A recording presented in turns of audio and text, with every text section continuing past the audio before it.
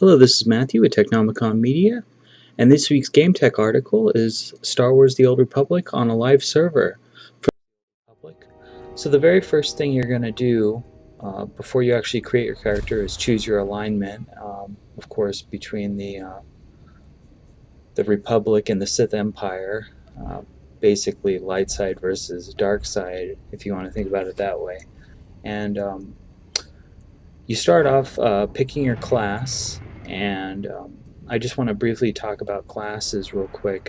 There are 4 main classes, and then at level 10 you pick a second sort of round of 2 choices within your class, and these choices that you make pertaining to your class is not changeable later. So once you decide to be, say, a tank versus a melee damage dealer, or a damage dealing sorcerer versus a melee lightsaber wielder, those changes are permanent. You won't be able to go back to it later. So really there's 8 classes to choose from. That's 4 initially, and then you get 2 choices, one of 2 choices later on, these are all permanent decisions that you're going to need to make. So of course, for character creation you can pick from races and your gender, and I wanted to go with something that felt like the dark side, that sort of had a darker, more sinister appearance, and that's why I went with this race. And of course, once you pick your race, there's lots of customization that you can do within each selection. So here I've selected a male, and you can change the body type and the head features and the hairdo and everything that you could possibly want to do with your character, which is pretty cool.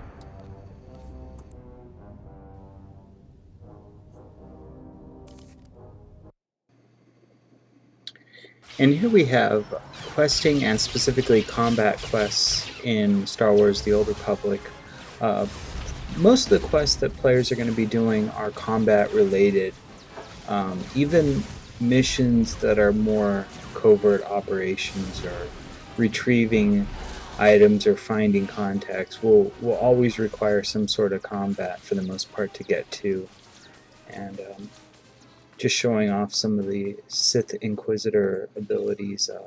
One of my favorite abilities is actually called Sith, even though it's a sort of a out of combat regeneration ability. It's pretty awesome. So a lot of combat is like this, and if you notice, I have a second character with me, and that character is one of my companions. And companions are, in a combat context, just like players. They can be healed, buffed, they have their own threat table. The companion that I'm using is actually a tank related type character. He holds very good aggro for me, and I'm just keeping him alive while I take down this elite boss. Usually enemies with a yellow gold border in Star Wars The Old Republic are elites and harder than average, some more than others. And so for quest updating, it's pretty cool. Basically, often quests that are updated will occur in real time with little drop droids that come down and tell you what's going on, and you can see that right here. Little droid is giving me some schematics of what's going on with the quest and updating it for me. So chat interactions in Star Wars The Old Republic is a very interactive process, and the only way for players to modify their standing alignment with the dark or the light side. And based upon chat decisions, things like your alignment with the dark side, as well as the way your companions take notice of you, changes as well.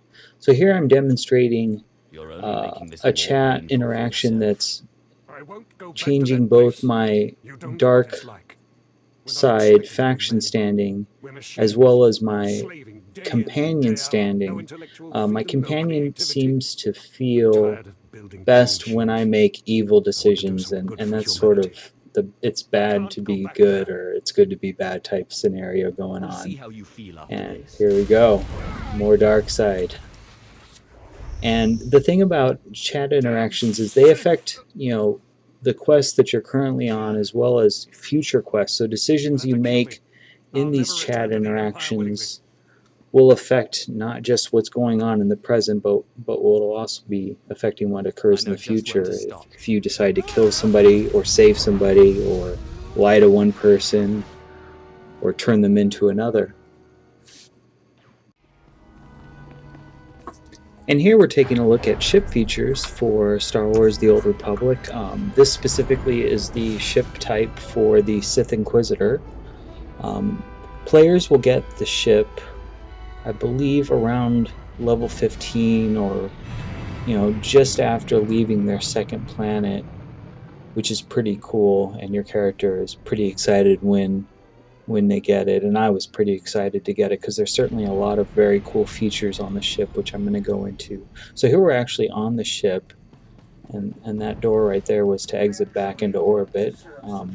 The ship itself contains all of your companions, and I'll point out that you get a new companion when you get the ship, that little sort of annoying droid there. But there's multiple communication arrays in the ship, holo terminals and whatnot. Here we have your bank vault, which is accessible in the ship, and this bank vault is accessible in many locations, not just on the ship, but it's the same vault that you'll access in cities and whatnot. Think of it as just like a bank tab. But just quickly going to reverse engineer an item, which is a pretty cool feature, which I'll talk about later. So on the ship you have primary points of interest are the main deck, which has the holo communicator, and then the bridge, which has the galaxy map. And right here is a little quest indicator for ship-to-ship combat missions. So here is the galaxy map, and the galaxy map is pretty cool because when you scroll over certain regions, it'll show you what quests you have for specific planets, if you have any. So that's a very nice feature if you kind of get lost with what you're working on. And just wanted to quickly show the cool factor of space travel, because you actually get to see that jump to light speed going from one planet to the next, and it's a pretty cool effect. So I'm just going to quickly select a planet and travel there, and you can see me leaving the planet I'm on, jumping to light speed. Yep, and pretty cool. And there you go. So here we have crew skills in Star Wars The Old Republic.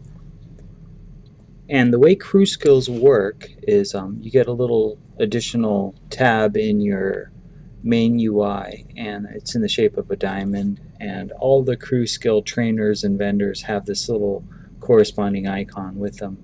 So the way crew skills work for the most part is they're taken on by your crew members and not by you. The exceptions to this are certain types of crew skills related to gathering. If a crew member that's with you is on a mission currently, then you can gather things yourself. But if your crew member is actually with you in the outdoor environment, then they'll do the gathering instead of you. And you can send out multiple crew members on different types of missions. And I have one crew member producing an item, and I'm going to send another crew member on a different type of mission related to a different type of crew skill.